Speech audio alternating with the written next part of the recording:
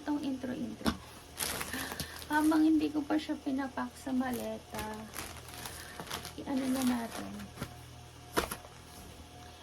Lagyan na natin siya ng lalagyan. I'm currently going on 35 weeks. Or to be exact, 34 weeks and 5 days. Yan, nag-prepare yung mga what's in my hospital bag. Yun. Hindi pa to lahat. Mga ano lang to, yung whatever. Basta, parang nakayukong siya. Yun. Okay, start na natin. What's in my hospital bag? So, meron akong extra, newborn diaper. Dadalhin ko na itong sampak. Tapos, wipes, unscented. Tapos, infrared, thermometer. Meron din akong, yung nilalagay dito, yung traditional. Tapos, ito, siya, naka-ziplock. Hindi na ako nagdala ng, bulky kasi. Ito, meron pa dito, manual pump. Ang brand nito is, Real Bumblebee. Real Bobby ba ito? Basta, ito yung brand niya. Yan. Manual pump to, na may kasama tong ang tawag dito, nipple. Kasi pwede na siyang direct. Pag tinanggal mo to, papalitan mo siya dito. Direct na siya. Pero if ever na wala kang nilabas na gatas, may extra akong dito 5 ohms na bottle panlinis. Hindi ko na dinala yung isang pack, parang nag-transfer na lang ako sa atomizer kasi ayoko nang masyadong madalang dinadala. Tapos ito, nipple, basta nilalagay sa para hindi ka masugat. Meron din akong, nakalimutan kong tawag dito eh. Basta nilalagay siya dito, pang salo. Yan, left and right. And pacifier. Dalawang klase. Isang pabilog at isang flat. Ano kasing brand nito?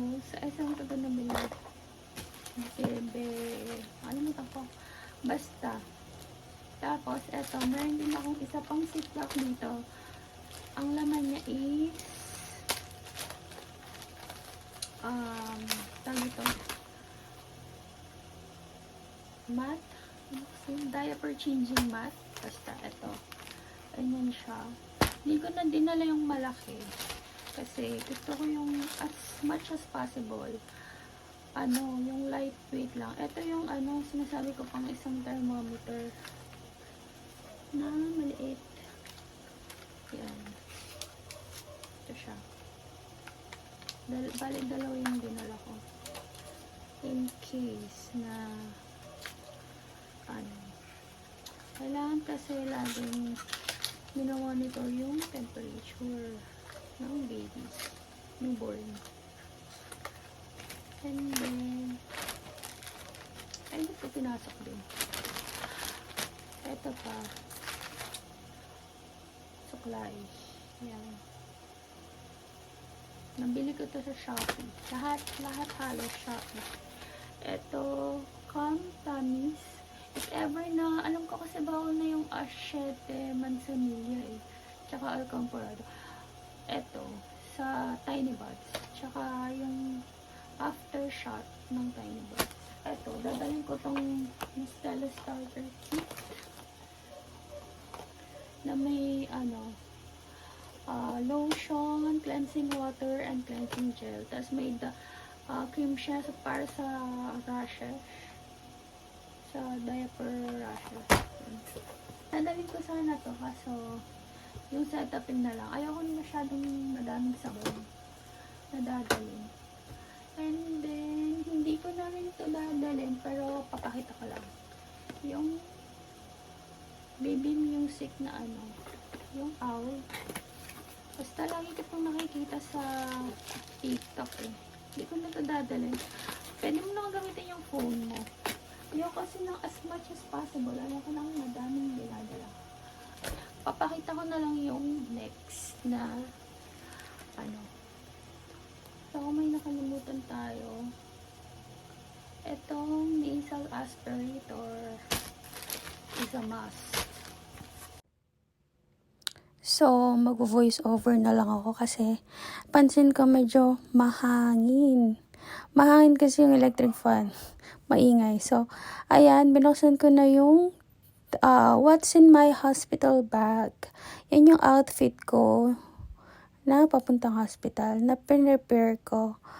Dress siya na black, tapos may kasamang cardigan or sweater, whatever. Basta kailangan natin ng jacket kasi hindi natin alam, baka malamig doon. Tapos ayan, must have din yan. Binder, I'm not sure kung binder ang tawag dyan. Basta nilalagay yan sa tiyan after mga anak. Ayan. Nabili ko yun sa TikTok shop. Tapos, ilalink ko na lang kung magkano kasi nakalimutan ko. Ayan, magdadala akong ganyan. Nipple pads. Hindi siya must have na dalhin. Basta gusto ko lang magdala nun. Tapos, ayan yung day 1. Mommy Essential. Day 1 ko na outfit. So, nilagay ko na lahat yung day 1 to 3 sa Ziploc para organize and madaling makuha. Ayan, meron tayo dyang underwear, tapos maternity bra, ang tawag dyan, breastfeeding bra, whatever, nakalimutan ang tawag dyan, basta yan yun. Tapos ayan, medyas, isang pair ng pajama. Actually, hindi ako maling pajama, basta sabi nila bawal mahanginan, so magdadala na lang tayo ng pajama. Sundin na lang natin yung mga pamahiin. Tapos, ayun yung day 2 ko na outfit. Ayan, day 2. Same lang siya ng day 1. Socks, underwear, tsaka isang set ng pajama. Ayan. Parang hindi yata maternity bra yung nadala ko dyan. Parang sports bra. Hindi rin ako mahilig magmedyas, pero sige, magdala tayo, baka malamig doon. Ayan, yun yung outfit ko, silk type siya. Yung isa, yung day 1 is cotton, tapos yun, day 2. Nabili ko lahat yan sa TikTok shop. Yung mga live seller dyan na nag super sale. Set na siya. Ililink ko na lang kung magkano, nakalimutan ko. Tapos ayun yung day 3 ko na outfit. So, nag-decide ako na mag-short na lang ako. Na pair din siya, silk type, na pajama. Yan. Kasi hindi natin alam, baka mainit. Mainit naman talaga. So, yan. Yan yung day 3. Yung going home outfit ko, hindi ko siya nilagay dyan. Pero, parang magdadress na lang ata ako para comfortable. Ayan lang, day 1, day 2, day 3. Tapos, ayun yung, ang tawag dyan, hindi siya toiletries, pero must have siya. Yung perennial spray, nakita ko lang yan sa TikTok na need daw natin yan. So, yan, binili ko yan sa Tiny Buds ata yan, I forgot. Tapos, ayan, meron tayong disposable bidet.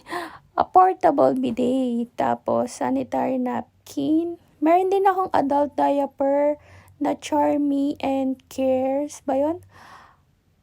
Hindi ko na lang naipakita dyan. Pero, must have yun. Kailangan magdala nun. Tapos, ayan yung isa pa. Disposable pads. Yan, parang dito tumagos yung whatever natatagos sa'yo. Ilalagay mo siya sa bed. Yun lang.